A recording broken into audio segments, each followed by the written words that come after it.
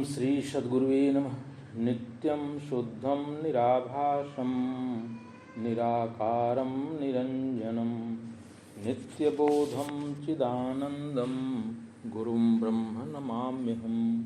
ओम शांति शांति शांति। प्रणाम भगवान। आज दृग्दृश्य विवेक में परम पूज्य ब्रह्मनिष्ठ महात्मा स्वामी श्री अखंडानंद महाराज का 17वां प्रवचन है।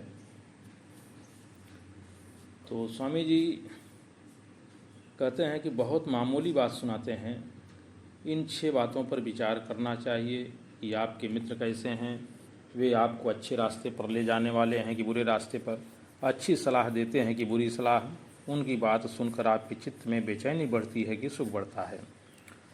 आगे कहते हैं स्वामी जी दूसरी बात की आपको रस कहाँ आता है, स्वाद कहाँ आता है, आपको संसार के भोग ज़्यादा मिले तब स्वाद सुख बढ़ता है कि भोगों की निवृत्ति हो तब स्वाद सुख बढ़ता है। माने आपको भोग वासना की पूर्ति में सुख है कि भोग वासना की निवृत्ति में सुख है। आपकी बेचैनी दूर हो जाएगी जब आप इस पर विचार करोगे। बेईमानी के 5 रुपये आपके घर में आते हैं तब आपको सुख मिलता है कि जब चोरी बेईमानी से बच निकलते हैं तब वहाँ आपको ज़्यादा स्वाद सुख मिलता है। यह विचार करने योग्य है कि आप शिक्षा कहाँ से ग्रहण करते हैं, वासनावान से शिक्षा ग्रहण करते हैं कि निर्वासन से शिक्षा ग्रहण करते हैं। ऐसे कोई बहुत तो स्वामी जी ये कह रहे हैं कि सबसे बड़ी चीज़ ये है विचार करने योग्य कि आपको स्वाद सुख कहाँ से सबसे ज़्यादा प्राप्त होता है, भोग वासना की पूर्ति में प्राप्त होता है कि भोग वासना की निवृत्ति में आपको स्वाद सुख ज़्यादा प्राप्त होता है। अब आगे कहते हैं कि आप करते क्या हैं, आप जो काम करते हैं वह अच्छे करते हैं कि बुरे करते हैं, आप बोलते क्या हैं, दूसरे की निंदा करते हैं, दूसरे को सुख पहुंचाने के लिए बोलते हैं कि दुख पहुंचाने के लिए बोलते हैं, आप करते हैं तो अपने स्वार्थ के लिए करते हैं कि उसमें दूसरे की भलाई हो ऐसा करते हैं, आप दिन भर में किसी को कुछ देते हैं, किसी को सुख पहुंचाते हैं, किसी की भलाई करते हैं, आप दिन भर में कोई ऐसी बात बोलते हैं कि उसे सुनकर सुनने वाले का दिल खिल जाए। अब आखिरी बात यह है कि आपके जीवन का उद्देश्य क्या है।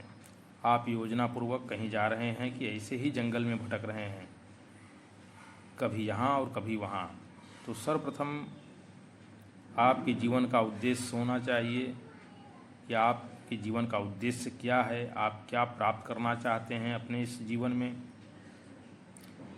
यदि आपके मित्र बुरे हैं, आपका स्वाद बुरी जगह में है, शिक्षा आप वासनावान से गंदी जगह से लेते हैं और दूसरों को दुख पहुंचाने वाला काम करते हैं, तो आपके जीवन का लक्ष्य पक्का नहीं है, ईश्वर नहीं है, आत्म साक्षात्कार नहीं है, तो आपके जीवन में अशांति बनी रहेगी। इन 6 बातों को दूर करके तब आप जो है वेदांत का श्रवण कीजिए, तब आप वेदांत के श्रवण के अधिकारी माने जाएंगे। बहुत बढ़िया भगवान। ये 6 बातें आपकी यदि उल्टी हुई तो आप बैठ करके भी सुनेंगे वेदांत और आपका मन दूसरी जगह जाएगा। जब मन दूसरी जगह पहुंच जाएगा तब बात समझ में आवेगी नहीं। वेदांत विचार की रीत यह है कि हम जहाँ बैठे हैं वहाँ से विचार प्रारंभ करें। यहाँ तक कि यदि आप घर में बैठे हैं, स्त्री और पुत्र आदि में बैठे हैं, धन दौलत में बैठे हैं, तो वहाँ से विचार प्रारंभ करें कि मेरा क्या है और मैं क्या हूँ। अगर तुम बैठोगे और मैं और मेरा के घेरे में और सोचना प्रारंभ कर दोगे, जहाँ मनुष्य बैठा है वहीं से विचार प्रारंभ करना चाहिए।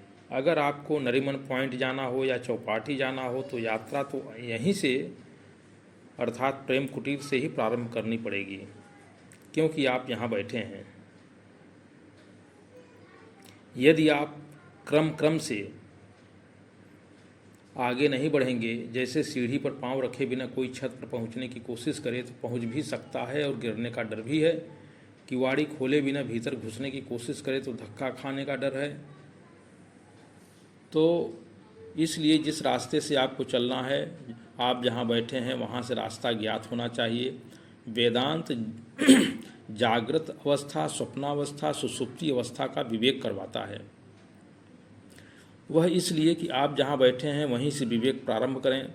अन्नमय कोश, प्राणमय कोश, मनोमय कोश ऐसे शुरू करने का अर्थ ही यह है कि एकदम नीचे से विचार शुरू करें और ऊपर तक पहुँच जाएं। तो भगवान इसको यहीं समाप्त करते हैं। प्रणाम भगवान।